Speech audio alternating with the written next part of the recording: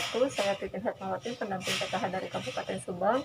Saya akan membuat video tugas akhir untuk memenuhi tugas akhir Diklat penanganan dan pencegahan stunting. Di sini saya akan membahas tentang modul 3, pencegahan dan penanganan stunting melalui pemenuhan kesejahteraan ibu hamil. Sesi 3, langkah 2, yaitu dukungan kepada ibu hamil untuk terbiasa menjaga kebersihan diri dan Assalamualaikum warahmatullahi wabarakatuh, ibu-ibu. Waalaikumsalam. Sehat Bu Alifa. Alhamdulillah. Kita ketemu lagi ya di acara P2K2 di bulan Mei ini sebelum Lebaran. Ini adalah acara pertemuan P2K2 yang terakhir.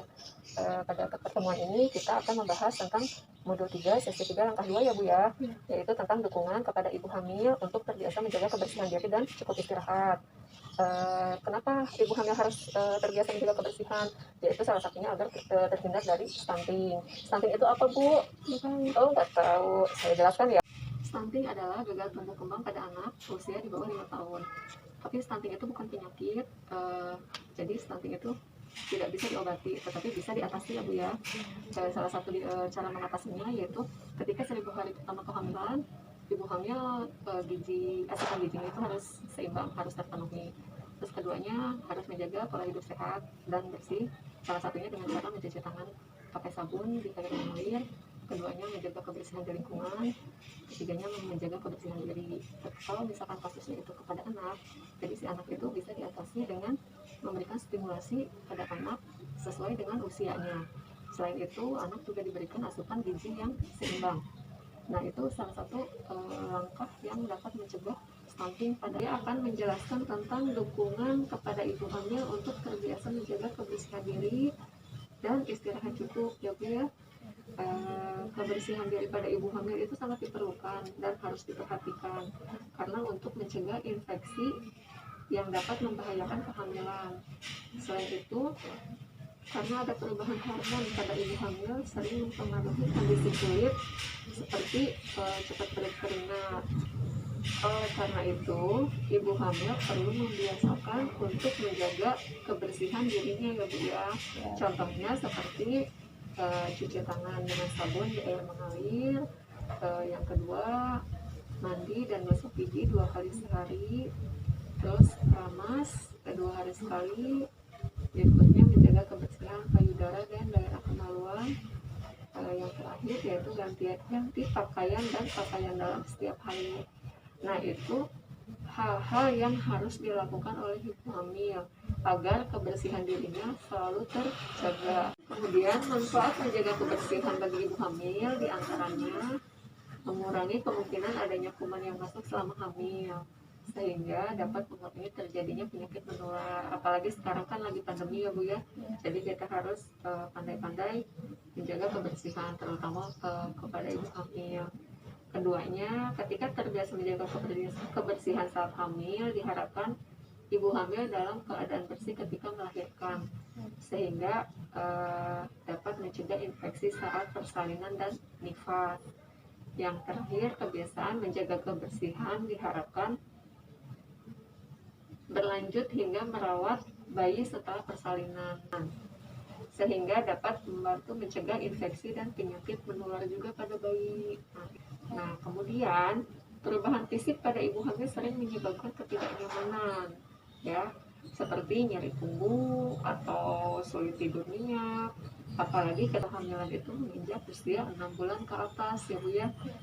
Biasanya si ibu hamil itu sering merasa cemas, mengalami cemas, khawatir, ketakutan, sehingga menyebabkan ibu hamil itu kurang tidur. Setelah usia kehamilan itu menginjak 6 bulan ke atas, ibu hamil mengalami banyak keluhan. Selain nyeri pinggang, ibu hamil juga mengalami kecemasan, ketakutan atau kekhawatiran tentang kehamilannya dan memikirkan nanti proses persalinannya.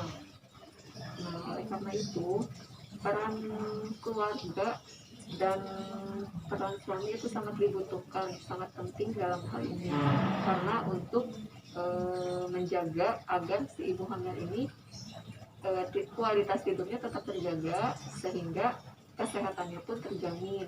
Karena kebutuhan tidur untuk ibu hamil yaitu kurang lebih 6-7 jam pada malam hari dan 1-2 jam pada siang hari. Nah, oleh karena itu, peran suami dan anggota keluarga untuk mendukung ibu hamil menjaga kebersihan diri dan istirahat cukup juga sangat diperlukan. Apa saja diantaranya peran suami dan anggota keluarga yang lain itu? Diantaranya yaitu sebagai berikut ya Bu ya. Yang pertama, memotivasi ibu hamil untuk menjaga kebersihan diri dan istirahat yang cukup.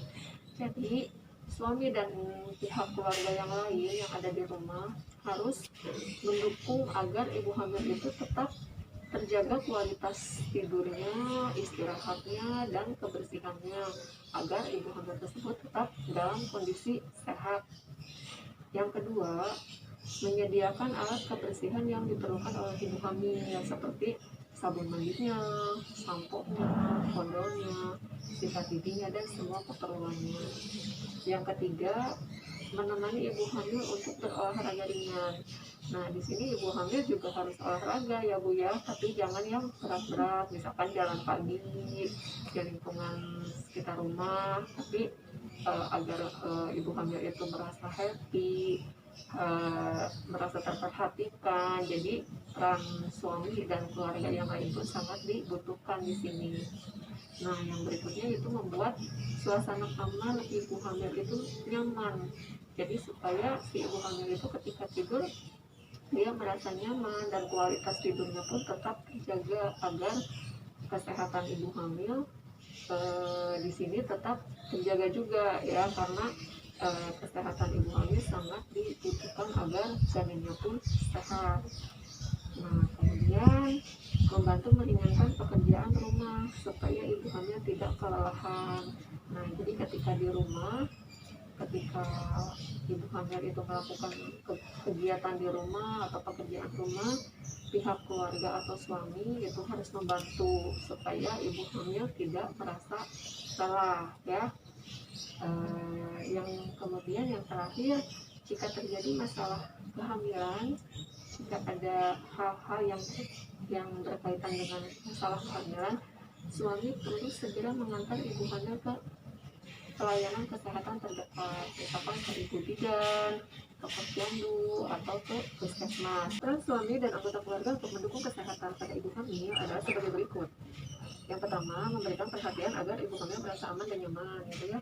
Yang kedua, memuji penampilan ibu hamil, karena biasanya penampilan ibu hamil sangat banyak perubahannya ya Bu ya, apalagi ketika usia kehamilannya sudah membesar. Kita harus memuji penampilan ibu hamil agar ibu hamil itu merasa nyaman.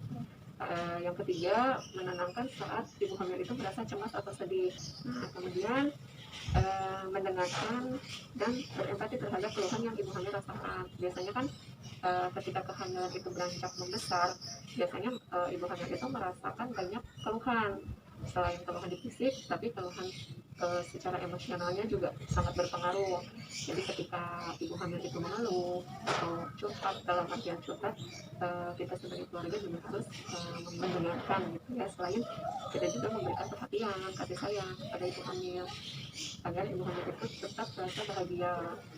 Jadi ketika si ibu hamil itu melakukan kesalahan pun diusahakan kita tidak menyalahkan atau mencela ya Bu ya, karena itu sangat berpengaruh kepada emosionalnya.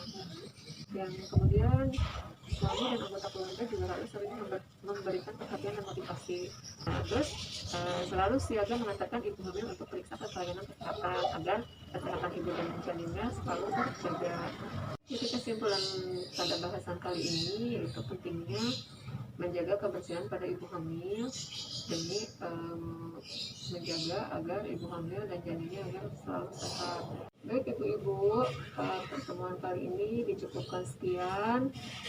Kurang dan lebihnya saya mohon maaf. Jika ada hal-hal yang tidak mengerti, boleh nanti ibu ditanyakan kembali. Nanti kita diskusikan kembali di pertemuan selanjutnya.